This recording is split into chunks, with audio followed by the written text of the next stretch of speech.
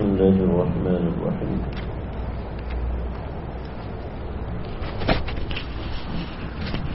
الزاني لا ينكح إلا زانية أو مشركة، والزانية لا ينكحها إلا زان أو مشرك، وحرم ذلك على المؤمنين. سورہ نور کی آیت نمبر 3 ہے. معاشرتی احکامات کی اصلاح کے لیے دوسرا حکم بیان ہو رہا ہے. اللہ رب العزت نے ارشاد فرمایا کہ الزانی لا ينكح الا زانیۃ او مشرکہ. جو زنا کرنے والا شخص ہے وہ عادتاً زانیہ عورت سے ہی نکاح کرنا پسند کرتا ہے یا مشرکہ عورت سے نکاح کرنا پسند کرتا ہے. والزانیۃ، اور زانیہ عورت، لا ينكحها، اس سے نکاح نہیں کرتا، الا زان، سوائے اس کے کہ وہ شخص زانی ہو یا خود مشرک ہو. یہ ایک عادت بیان کر دی گئی. پھر اس عادت کے بیان کے بعد فرمائے وحرم ذلک علی المؤمنین، اس عادت کو اپنانا مومنین کے لیے حرام کر دیا گیا ہے. یہ آیت نمبر 3 کا خلاصہ ہے، آیت نمبر 3 کا مفہوم ہے. اول تو اللہ رب العزت نے یہاں پر ایک عادت بیان فرمائی ہے کہ الزانی لا ينكح الا زانیۃ او مشرکہ. نکاح سے یہاں پر محض نکاح مراد نہیں ہے، بلکہ زانی جو شخص ہے وہ اپنی رغبت کو پورا کرنے کے لیے ایسی ہی گندی عورت کو پسند کرتا ہے، پاک باز عورت کو وہ پسند نہیں کرتا، یا کسی مشرکہ سے وہ اپنی خواہش کو پورا کرنا پسند کرتا ہے. اور ایسی زانیہ عورت کے بارے میں بیان کیا گیا کہ زانیہ عورت کی خواہش کوئی پاک باز انسان پوری نہیں کر سکتا، بلکہ کوئی گندی خصلت کا انسان جو زنا کی عادت رکھتا ہو وہی پوری کر سکتا ہے، یا کوئی مشرک پوری کر سکتا ہے. پاک باز شخص، اس کا مزاج الگ ہوتا ہے، پاک باز شخص کا طور طریقہ الگ ہوتا ہے، پاک باز شخص کی خواہشات ہی الگ ہوتی ہیں.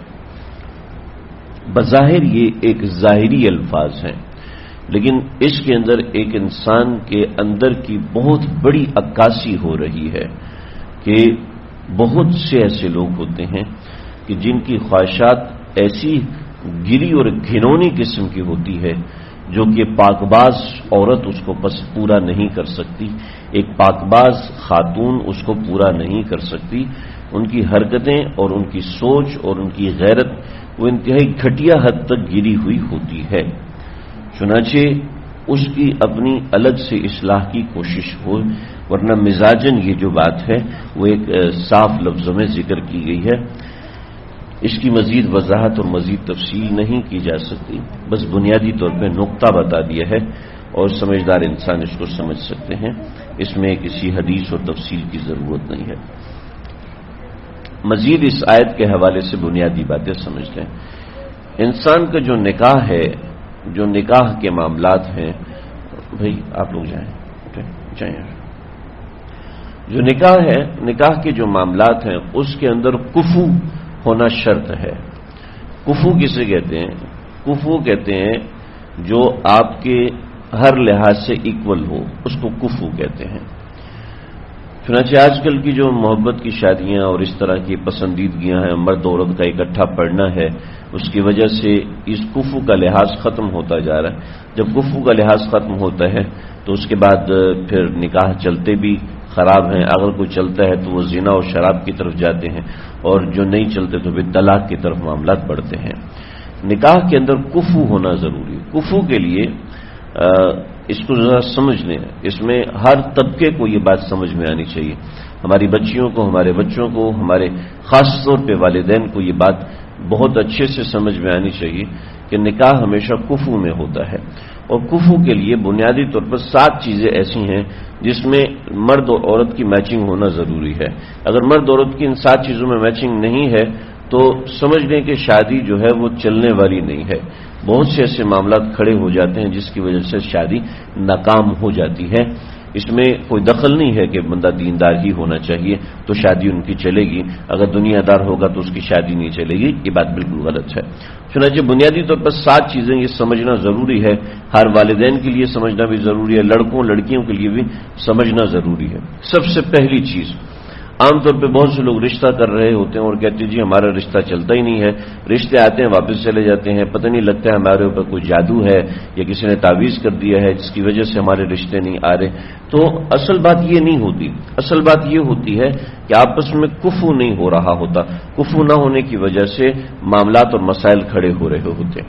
سب سے پہلی چیز، 7 چیزیں ہیں یا 6 چیزیں کہہ لیں، 6 اور 7 چیزوں کے اندر یہ ڈیپینڈ کرتا ہے کفو کو۔ صاحب ہدایہ نے ہماری کتاب ہے ہدایہ، اس میں تمام حدیثوں کو نچوڑ کر جو 7 چیزیں بیان فرمائی ہیں وہ اس طرح ہے۔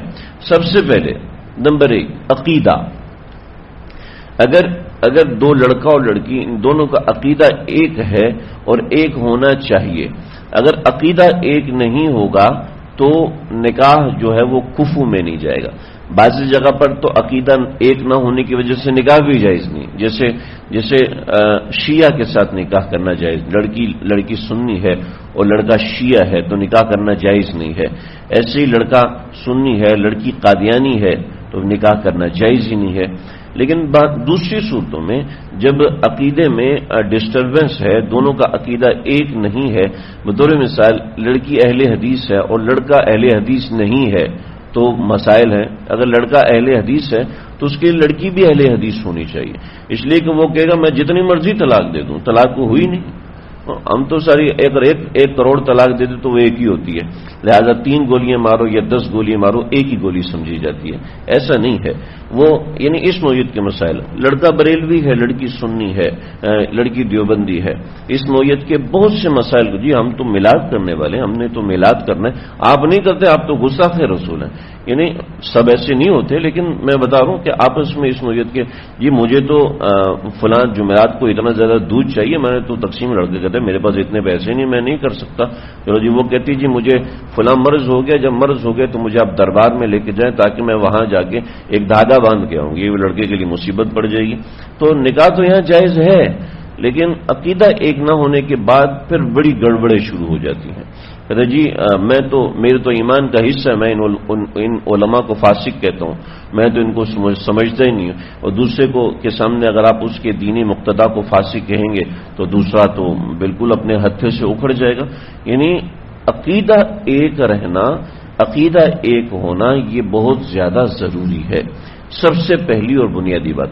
اس میں 3 باتیں ایسی ہیں جو نو کمپرومائز ہیں اور 4 باتیں ایسی جس میں 19-20 ہو تو چل جاتا ہے۔ تو اس لیے عقیدہ ایک ہونا چاہیے۔ اگر لڑکے کا تعلق جماعت اسلامی سے ہے تو لڑکی کا تعلق بھی جماعت اسلامی سے ہونا چاہیے۔ یہ نہیں کہ جو ہم تعصب نہیں رکھتے، ہم گزارا کر لیتے ہیں۔ آج تو آپ تعصب نہیں رکھتے، لیکن کل کچھ ایسی ویلیوز کھڑی ہو جاتی ہیں جس پہ انسان گزارا نہیں کر سکتا۔ اس لیے بنیادی ہے جی ہم اس کو دیوبندی بنا کے شادی کریں گے، یہ نہیں کرنا چاہیے، یہ بالکل نہیں کہ جو وہ میرے لیے اپنا مسلک تبدیل کر لے گا یا میرے لیے اپنا مسلک تبدیل کر لے گی، یہ بھی نہیں کرنا چاہیے۔ بلکہ اللہ نے جو ترتیب نا الزانیۃ لا ينکح الا زانیۃ او مشرکہ، اللہ رب العزت نے ایک ترتیب بنا دی کہ کس نوعیت کے مزاج کا انسان کس نوعیت کے مزاج سے شادی کرے گا۔ لہذا عقیدہ انسان کے مزاج کی عکاسی کرتا ہے کہ یہ اس عقیدے کا شخص ہے اور یہ اس عقیدے کا شخص ہے۔ تو یہ ایک بنیادی طور پہ بات، عقیدہ ایک ہونا چاہیے، نمبر 1۔ نمبر 2، دونوں کی دینداری ایک جیسی ہونی چاہیے۔ لڑکا ہے عالم دین اور مفتی، اور لڑکی کیا ہے، وہ اداکار ہے، وہ اداکارہ ہے، کیوں جی اس نے توبہ کی ہے اور وہ اس سے شادی کرنا چاہتی ہے۔ یہ آج تو شادی ہو جائے گی، کل چلے گی نہیں، کیونکہ اس کا مزاج ایک الگ ہے، اس کے مزاج میں دینداری نہیں ہے اور اس کے مزاج میں دینداری ہے۔ چنانچہ یہ ایک چیز پہ لڑنے مرنے پہ تیار ہو جاتا ہے، اور یہ جو کوئی مسئلہ تھوڑی ہے، تو چلتا رہتا ہے، تو لائف کے اندر سب چلتا ہے، کوئی مسئلہ ہی نہیں۔ یعنی دینداری بھی ایک جیسی ہونی چاہیے۔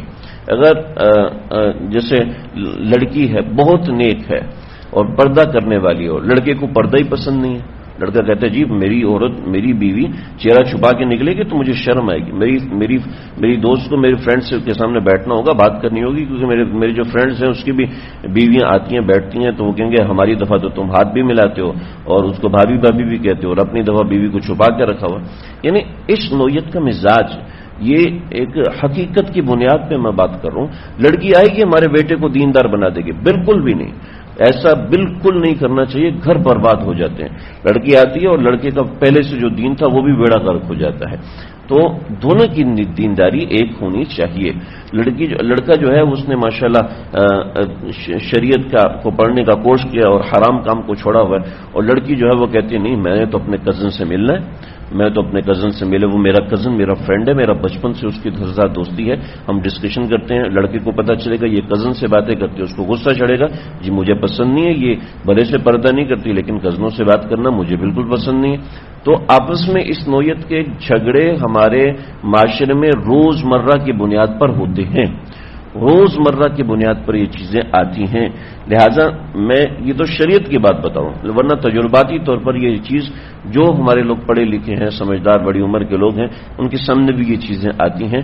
تجرباتی طور پر بھی یہی چیز سامنے آتی ہے کہ اگر دینداری آپس میں میچنگ نہیں کرتی تو اس کا مطلب ہے گڑبڑ ہوگی، آگے چل کے بڑے مسائل کھڑے ہو سکتے ہیں.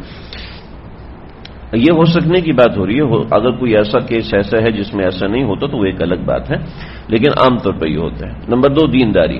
نمبر 3 اخلاقیات دونوں کے ایک جیسے ہونے چاہیے. اخلاقیات کے حوالے سے دونوں کا کریکٹر ایک ہونا چاہیے. ایک غصے کا بہت تیز ہے اور دوسرے کو کوئی مسئلہ ہی نہیں ہے تو ایک دوسرے سے تنگ آ جائیں گے، پریشان ہو جائیں گے اخلاقی اعتبار سے. اور اس سے یہ پتہ چلے گا آپ کو کہ کسی شخص کی دوستی کیسے لوگوں سے ہے. ان لوگوں کی دوستی آپ کو بتائے گی کہ یہ کس کیپیسٹی کا آدمی ہے، کس مزاج کا آدمی ہے. اگر اس کے سارے دوست ایسے جو پان بیڑی کرتے ہیں، جو پان بیڑی اور سگریٹ نسوار استعمال کرتے ہیں، تو ظاہر بات ہے یہ بھی استعمال کرے گا، لازمی استعمال کرے گا. تو اخلاقیات میں یہ سب چیزیں آ جاتی ہیں کہ یہ کون سی چیزیں کس نوعیت کی چیزیں استعمال کرتا ہے، اس سے انسان کو اخلاقیات کا پتہ چلتا ہے. لہذا دونوں کی اخلاقیات ایک ہونی چاہیے. یہ 3 بنیادی چیزیں جن میں کوئی کمپرومائز نہیں. اس کے بعد 4 مزید چیزیں ہیں. 4 مزید چیزوں میں اگر بہتر ہے کہ اس کا خیال کیا جائے، اس کا خیال رکھا جانا چاہیے. پہلے نمبر پہ چیز ہے حسن و جمال. لڑکا تو بہت خوبصورت ہے اور لڑکی گالی کو لوٹی ہے، لیکن چونکہ اس کے انداز و توار ایسے ہیں لڑکے کو پسند آ رہی ہے تو آج پسند آ رہی ہے، کل گڑبڑ ہو جائے گی.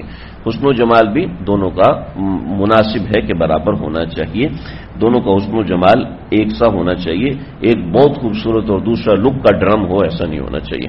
تو یہ کہنے کو تو لوگ سمجھتے ہیں کہ مزاحیہ بات ہے، لیکن در حقیقت یہ بڑی ضروری چیز ہے، بہت ہی ضروری. ایک خوبصورت انسان ہے اس کا مزاج بھی اسی لحاظ سے ہوگا، ورنہ اس کو اگر اپنی بیوی سے یا بیوی کو اپنے شوہر سے سیٹسفیکشن نہیں ہوگی تو وہ گناہ کی طرف ضرور جائے گا، وہ گناہ کی طرف جائے گا اور اس کو جانا پڑے گا، کیونکہ انسان کا مزاج ہے، وہ کب تک اپنے اوپر خود چڑھا کے رکھے گا، ایسا نہیں ہو سکتا. چنانچہ حسن و جمال ضروری ہے. نمبر 2 بہتر ہے کہ عمر کا خیال کیا جائے، کہ دونوں کی عمر کا آپس میں ایسا معاملہ ہو کہ دونوں ایک دوسرے کے مناسب ہوں. لڑکا بہت زیادہ عمر کا، لڑکی بہت چھوٹی عمر کی، ایسا نہیں ہونا چاہیے. ایسے لڑکی بہت بڑی عمر کی 8-10 سال لڑکے سے بڑی اور لڑکا بہت چھوٹی عمر کا، یہ بھی نہیں ہونا چاہیے. یہاں کچھ لوگ کہتے ہیں آپ صلی اللہ علیہ وسلم نے نکاح فرمایا، چھوٹی عمر سے نکاح فرمایا، کوئی شریعت میں ممانعت نہیں ہے. میں یہاں کفو کی بات کر رہا ہوں کہ یہ بہت ہی بیسک چیزیں ہیں. اس کفو کی بنیاد پر باپ اپنی بیٹی کا نکاح ختم بھی کر سکتا ہے، نکاح کو برقرار بھی رکھ سکتا ہے. یہ شریعت کی باتیں کوئی ایسی ہی بات نہیں ہے. آپ صلی اللہ علیہ وسلم نے جو نکاح فرمایا تھا چھوٹی عمر، حضرت عائشہ کی چھوٹی عمر تھی، ایسی حضرت عمر رضی اللہ عنہ نے نکاح فرمایا. اس زمانے میں معاملہ یہ تھا کہ اس چیز کی کوئی اہمیت نہیں تھی، لیکن آج کے زمانے میں لے دے کے زندگی میں ایک ہی شادی ہوتی ہے. تو آپ کو 100 میں 2-3 لوگ ملیں گے جنہوں نے کوئی دوسری شادی کی ہوگی، اور ان میں سے بھی 1-2 ایسے ہوں گے کہ جن کی بیوی فوت ہوگی یا جن کی بیوی کو طلاق ہوگی، پھر جا کے انہوں نے کوئی دوسری شادی کی. آج کے زمانے میں لے دے کے ایک ہی شادی ہوتی ہے، اور ایک ہی شادی میں اگر مرد ایکسپائر ہے اور عورت ایکسپائر ہے تو پھر ظاہر بات ہے دوسرے کی زندگی کیسے گزرے گی. آپ اس کو سمجھ سکتے ہیں کہ چھوٹی عمر میں بیوہ ہوگی، اب مرد ہے بڑی عمر کا ہے اور اس کی شادی ہوئی، بچہ ہوا، تو لوگ اب پوچھتے ہیں کہ بھئی آپ کا پوتا ہے پوتی ہے؟ یہ آپ کا پوتا پوتی نہیں، یہ میرا بیٹا ہے. اور اس سے بچوں کے مزاج کے اوپر ایک بہت ہی نیگیٹو امپریشن پڑتا ہے. ایک خاص قسم کی بیماری آج کل پیدا ہو رہی ہے، نفسیاتی ڈاکٹر حضرات اس کو بیان کرتے ہیں. تو یہ اس کا خیال رکھنا ضروری ہے آج کے زمانے میں. لڑکا لڑکی سے 10 سال بڑا ہو، چلو آج کے زمانے میں چل جاتا ہے، ہر اس اعتبار سے چل جاتا ہے. لیکن لڑکا اگر لڑکی سے 15 سال بڑا ہے، 20 سال بڑا ہے، اور ہمارے معاشرے میں خاص طور پہ پنجاب کے علاقے میں بہت جگہوں پہ دیکھتے ہیں کہ لڑکا پیسے والا ہے تو لڑکی کی بہت چھوٹی عمر میں شادی کر دیتے ہیں. کئی شادیاں میں نے رکوائی کہ بھئی اللہ کے واسطے بچیوں پہ ظلم نہ کریں، ورنہ بچیوں کے ساتھ ایسے بہت سے مسائل ہو جاتے ہیں جو ناقابل بیان ہے، میں بیان نہیں کر سکتا. تو ہو سکتا ہے آپ لوگ زیر لب ہنس رہے ہوں، بس ہنس بھی رہے، لیکن یہ بڑی ضروری بات ہے، سمجھنا ضروری ہے کہ عمر کا خیال ضروری ہے، عمر کا خیال رکھنا چاہیے. آج کل وہ جسم نہیں ہے جو غیر مناسبت کو برداشت کر سکیں، بہت سے مسائل کھڑے ہو جاتے ہیں. بچیاں چھوٹی عمر میں معذور ہو جاتی ہیں کیونکہ بہت بڑی عمر کے مرد سے شادی کر دی تھی، اور آج کل کمزوری کا زمانہ ہے، اس کا خیال رکھنا ضروری ہے. یہ 2 باتیں ہوگی. تیسری بات، تعلیم کا خیال رکھنا چاہیے. میں نہیں کہہ رہا ضروری ہے، لیکن تعلیم کا خیال رکھنا چاہیے. لڑکا ان پڑھ ہے، لڑکی PhD کیا ہوا ہے، وہ کبھی بھی شوہر کو شوہر سمجھنے کو تیار نہیں ہوگی. وہ کہ یہ تو میرے ملازموں سے بھی نیچے گیا گزرا ہے، یہ تو ہمارے اسکول کا PN سے بھی نیچے گیا گزرا ہے، وہ اپنے شوہر کو شوہر سمجھ ہی نہیں پائے گی. یعنی دونوں کی تعلیم میں بھی مناسبت ہونی چاہیے. لڑکا بہت ہی پڑھا لکھا اور لڑکی ان پڑھ گنوار ہے، یہ بھی نہیں ہونا چاہیے. یہ ایسا نہیں ہونا چاہیے. لڑکی کی بنیادی تعلیم ضروری ہے. آج آپ خود دیکھیں کہ اگر بچہ 6 سال کا 7 سال کا ہو گیا ہے تو اس کو اگر اسکول نہیں بھیج سکتے یا کوئی ایسا مسئلہ آ جاتا ہے تو لڑکی پڑھی لکھی ہوتی ہے تو اپنے بچے کو صحیح سے تربیت دے سکتی ہے، اپنے بچے کو صحیح سے پڑھا سکتی ہے، سمجھا سکتی ہے. اور جو پڑھے لکھے شخص کا سینس کام کرتا ہے، جو پڑھے لکھے شخص کی ایک سوچ ہوتی ہے، وہ ان پڑھ شخص کی سوچ نہیں ہو سکتی. تو پڑھا لکھا ہونا اور اس میں مناسبت ہونا یہ بے حد ضروری ہے. تو یہ میں اس لیے نہیں کہہ رہا کہ لڑکی پڑھی لکھی ہو تو وہ کما سکے گی، شوہر کی ہیلپ آؤٹ کر سکے گی، یہ بنیادی وجہ نہیں ہے، نہ ہی اس کی کوئی اجازت سمجھے میری اس بات سے. میں صرف بچوں کی تربیت اور آگے شوہر کے مزاج کا خیال رکھنا اس کے حساب سے بات کر رہا ہوں. یہ 3 باتیں ہوگی. چوتھی بات اسٹیٹس کا خیال رکھنا یہ بھی بہت ضروری ہے. اگر لڑکا بہت امیر ہے اور لڑکی بالکل غریب گھرانے سے ہے، بہت سے مسائل کھڑے ہو جاتے ہیں. لڑکی بہت امیر ہے، لڑکا غریب گھرانے سے، بہت سے مسائل کھڑے ہو جاتے ہیں.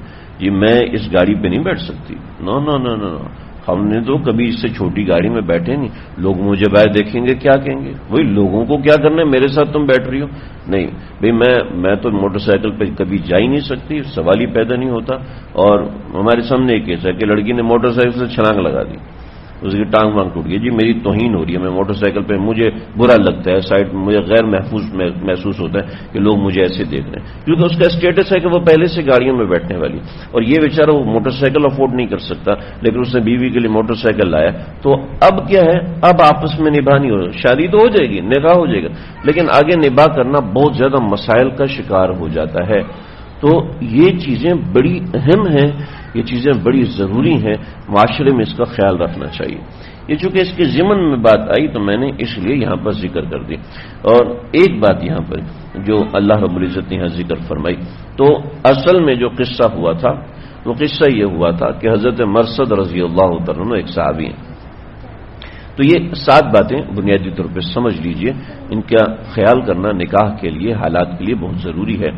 عقیدہ ایک ہونا چاہیے، دینداری ایک ہونی چاہیے، اخلاقیات ایک جیسے ہونے چاہیے، ان میں نو کمپرومائز ہے. اور آگے 4 چیزیں، ان میں تھوڑا بہت کمپرومائز چل جاتا ہے، تھوڑی 19-20 یا 15-20 بھی ہو جائے تو چل جاتا ہے، لیکن زیادہ فرق نہیں ہونا چاہیے. وہ یہ ہے کہ حسن و جمال میں زیادہ بڑا فرق نہ ہو، عمر میں زیادہ بڑا فرق نہ ہو، تعلیم میں زیادہ بڑا فرق نہ ہو، اسٹیٹس میں زیادہ بڑا فرق نہ ہو. تو یعنی ایک اسٹیٹس کے لوگ کوشش کریں اسی اسٹیٹس میں شادی کی جائے. جیسے میڈیم سے متوسط میڈل کلاس آدمی ہے، وہ ہائی کلاس سے شادی کرے گا، وہ کہے گا میں تو کروں گا، واجب ہے، مجھے وہاں سے گھر بھی ملے گا، وہاں سے گاڑی بھی ملے گی، لیکن وہاں سے آپ کو عزت بالکل بھی نہیں ملے گی، اور آپ کو شوہر ہونے کی حیثیت سے بالکل بھی ایسا نہیں ملے گا. جب آپ کو ایسا ہوگا تو آپ کی جب بیٹی بیٹی پیدا ہوگی تو اس کو بھی یہی تعلیم ہوگی، اس کی اسی تعلیم کے ساتھ آگے معاملات ہوں گے۔ جو بڑے بوڑھے حضرات ہیں وہ سمجھ سکتے ہیں، جن کے سامنے زندگی کے تجربات ہیں، شریعت بھی یہی سکھاتی ہے، سمجھاتی ہے۔ تو یہ سات چیزیں ہوگی۔ حضرت مرثد رضی اللہ تعالیٰ عنہ یہ صحابی رسول ہیں اور بڑے نڈر قسم کے آدمی تھے۔ یہ مکے جاتے تھے اور مکے میں جو مسلمان قید ہوتے تھے ان مسلمانوں کو اپنے کندھے پہ ڈالتے تھے، مکے سے باہر انہوں نے ایک سواری کھڑی کی ہوتی تھی اور سواری میں ڈال کے پھر ان کو مدینہ لے کے آتے تھے۔ تو ان کا ایک معاشقہ تھا کسی خاتون کے ساتھ، ایک محبت تھی جس عورت کا نام تھا خناق۔ یہ خناق نامی عورت بہت خوبصورت تھی لیکن زانیہ تھی۔ تو یہ ایک مرتبہ مکے میں گئے اور کسی قیدی کو چھوڑانے کے لیے ہوتا تھا، کہتے ہیں ہمارا مسلمان بھائی وہاں پر قید ہے، آپ نکال لیں، ہم آپ کو اتنے پیسے دیں گے وغیرہ وغیرہ۔ تو یہ گئے تو ایک مکان میں کودے تو وہاں پر خناق جو خاتون تھی وہ آئی ہوئی تھی۔ تو اس عورت نے دیکھا تو کہتے مرثد کے ساتھ ان کی محبت تھی اور کافی طویل محبت تھی۔ تو مرثد سے کہنے لگے تم آج اتفاقاً آ گئے ہو تو چلو آج رات میرے ساتھ گزارو۔ تو کہنے لگے حضرت مرثد کے اللہ رب العزت نے زنا کو حرام قرار دے دیا ہے، لہٰذا میں یہ دوبارہ معاملہ نہیں کر سکتا۔ جب عورت کو اس کی بنیادی چیز نہ ملے تو پھر وہ ظاہری بات ہے دوسرے رخ پہ آتی ہے، چنانچہ اس نے شور مچایا، یہ چور آیا ہوا ہے۔ تو چور کا آواز لگے تو 8 بندے ان کے پیچھے بھاگے۔ تو انہوں نے یہ گئے مکے سے باہر بھاگے اور کسی غار میں جا کے چھپ گئے۔ تھوڑی دیر تک چھپے رہے، جب ان کو اندازہ ہوا کہ یہ لوگ واپس چلے گئے تو یہ دوبارہ آئے اور پھر قیدی کو چھوڑایا اور قیدی کو چھوڑا کے مدینہ پہنچے۔ اور جب ظاہر بات ہے سچے دل کے آدمی تھے تو آپ صلی اللہ علیہ وسلم سے کہنے لگے یا رسول اللہ میں نے اس کی پیشکش کو تو ٹھکرا دیا ہے لیکن مجھے اس عورت سے بڑی محبت ہے اور شدت کے ساتھ محبت ہے، آپ مجھے اجازت دیں تو میں اس کے ساتھ نکاح کر لوں کیونکہ غلط کام نہیں کر سکتا۔ تو آپ صلی اللہ علیہ وسلم نے فرمایا یہ آیت اس وقت نازل ہوئی کہ الزانی لا ينکح الا زانیۃ او مشرکہ، کہ زانیہ عورت ہے تو اس سے اگر کوئی نکاح کرے گا تو زانی ہی نکاح کرے گا، کسی پاک باز شخص کو اس سے نکاح نہیں کرنا چاہیے۔ اور ایسی زانیہ عورت کا معاملہ ام محزل نام کی ایک خاتون تھی، مدینے میں رہتی تھی اور مشہور تھی کہ یہ غلط کام کرتی ہے۔ تو اس کے کچھ جو محبت کرنے والے صحابہ کرام تھے انہوں نے کہا یا رسول اللہ ہمیں اجازت دے دیجئے کہ ہم اس کو جائز طریقے سے اپنے پاس رکھ لیں۔ تو آپ صلی اللہ علیہ وسلم نے یہاں پر بھی آیت پڑھی اور منع فرمایا۔ ایسے مدینہ کے اندر کچھ 12-13 خواتین تھیں جو اس نوعیت کا پیشہ کرتی تھیں، لیکن جو اس نوعیت کا پیشہ کرتی ہیں ظاہری بات ہے عام عورت کے لحاظ سے اپنے آپ کو زیادہ فٹ واٹ رکھتی ہیں، صاف ستھرا رکھتی ہیں، تو وہ مرد کو زیادہ بھاتی ہیں۔ تو انہوں نے کہا کہ رسول اللہ آپ اجازت دیجیے تاکہ ہم ان سے نکاح کر لیں، کیونکہ غلط طریقے سے جو زنا کا تھا وہ حرام قرار دے دیا۔ تو آپ صلی اللہ علیہ وسلم نے پھر یہی آیت نازل فرمائی۔ چنانچہ ایک مسئلہ سمجھ میں آیا کہ اور جو شخص بدنام ہو اس کے ساتھ خود کو منسوب نہیں کرنا چاہیے۔ جو شخص کسی غلط کام میں بدنام ہو اپنے آپ کو اس کے ساتھ منسوب کرنا اس کو اس چیز سے بچانے کی یہ مناسب نہیں ہوتا، یہ اچھا نہیں ہوتا۔ بقیہ اور مسئلہ یہ ہے کہ اگر کسی شخص سے غلطی سے یہ معاملہ ہو گیا، کسی شخص سے غلطی سے یہ گناہ ہو گیا، زنا ہو گیا، تو اب اس کے ساتھ جس شخص نے یہ کام کیا ہے بہتر ہے کہ وہ اس سے نکاح کر لے۔ یہاں پر یہ ایک دوسرا مسئلہ نکلتا ہے، لیکن اگر اس شخص سے کوئی گناہ ہو گیا اور کسی دوسرے نے اس سے نکاح کر لیا تو یہ بالکل جائز ہے، اس میں کوئی غلط نہیں۔ 3 صدی کے ایک عالم دین ہے، بہت بڑے اکابرین میں سے گزرے، اس وقت مجھے نام یاد نہیں ہے، غالباً شیخ ابو اسحاق رحمۃ اللہ علیہ 3 صدی میں اپنے اکابرین یعنی زمانے کے بڑے بزرگوں میں شمار ہوتا تھا۔ تقریباً ان کی عمر 80 سال تھی۔ تو پردے میں ایک خاتون آئی، خواتین ایسی آتی تھی پردے کے ذریعے سے سوال کرتی تھی اور پھر چلی جاتی تھی۔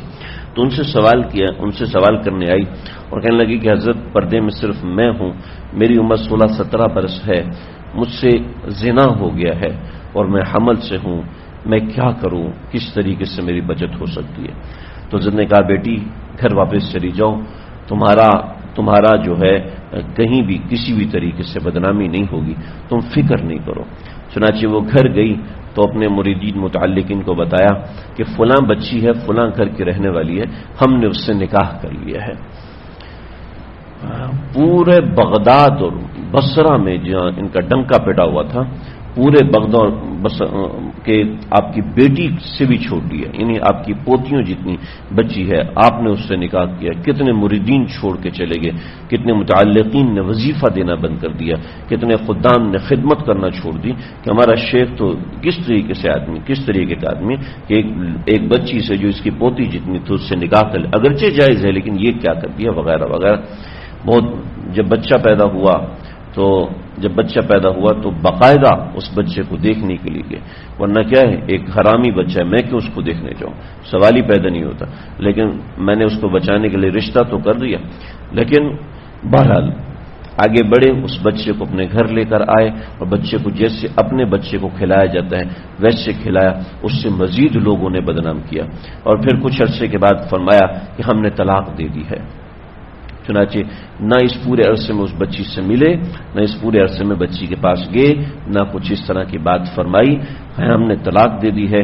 لیکن جب ہم نے طلاق دے دی تو نان نفقہ ہمارے ذمے ہے، اس بچے کا نان نفقہ ادا کرتے رہے۔ 17 مہینے کے بعد اس بچے کا انتقال ہو گیا۔ 17 مہینے کے بعد جب بچے کا انتقال ہوا تو جیسے اپنے بچے کو دفن کیا جاتا ہے اس طریقے سے ساتھ گئے، اپنے متعلقین مریدین کو لے کر گئے اور وہاں پر جا کے دفن کیا، اور دفن کرنے کے بعد جو نان نفقہ تھا وہ ختم ہوا۔ پھر وہ بچی دوبارہ پردے میں آئی اور کہنے لگی کہ حضرت یہ سارے وہ پیسے ہیں جو آپ نے بچے کے نان نفقے کے لیے اور میرے نان نفقے کے لیے دیے، وہ ہزاروں دینار تھے۔ اس بچی نے، وہ بچی لے جاتی کوئی اس کو، لیکن ایسے نیک لوگ بھی ہوتے ہیں کہ جو اس طریقے سے وفا اور نبھا کرتے ہیں۔ اور پھر جب حضرت کا انتقال ہوا تو انتقال کے بعد بہت سے لوگوں نے جنازے میں شرکت سے انکار کر دی کہ یہ ایک ایسا شخص ہے۔ تو جب یہ دیکھا کہ اتنی بدنامی ہو رہی ہے تو پھر اس بچی نے یہ بات بتائی کہ حضرت کا کوئی جرم نہیں ہے، حضرت کا کوئی گناہ نہیں ہے، حضرت نے تو میری عزت کا پاس رکھنے کے لیے یہ سارا گناہ اپنے سر پہ لیا تھا۔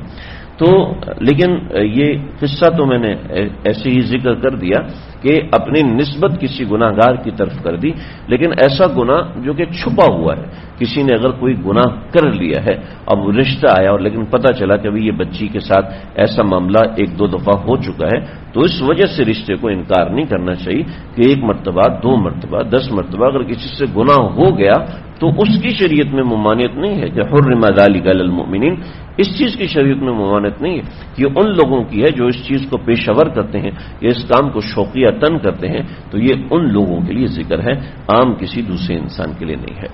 اللہ سمجھنے کے عمل کرنے کی توفیق عطا فرمائے۔